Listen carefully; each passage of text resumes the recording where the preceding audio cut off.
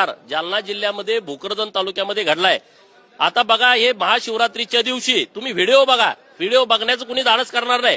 ह्याच्यावरती वाच्यता का नाही झाली, ह्याच्यावरती चर्चा का नाही झाली, हे लोकांच्या समोर का नाही आलं? आणि म्हणून नाईलाज असतो, मी सत्ताधारी पार्टीतला आमदार असताना सुद्धा आम्हाला हातामध्ये बॅनर घ्यावे लागले, मीडियामध्ये पण याची चर्चा झाली नाही। हे सगळ्यात दुर्दैव आहे। यात कोणत्या पक्षाच्या कार्यकर्त्यांचा नेत्याचा समावेश असा थेट आरोप वाटतो तुम्हाला? का ते नवनाथ दौंड आणि जो भागवत दौंड आहे हे उबाटाचे कार्यकर्ते आहेत, तालुक्याचे अध्यक्ष आहेत, आणि त्यांची तिथं प्रचंड दादागिरी आहे।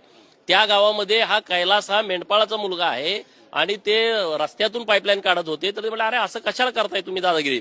आम्हाला तू विचारणारा कोण? या गावात आमच्या विरोधात कुणी बोलत नाही, आमच्या विरोधात बोलायचं कुणाचं धाडस नाही, आणि मग तू कसं काय विचारतोय? आणि म्हणून महाशिवरात्रीच्या दिवशी त्यांनी बरोबर नियोजन केलं की हा महादेवाच्या मंदिरात दर्शनाला येणार। महादेवाच्या मंदिरात तुम्ही करताय?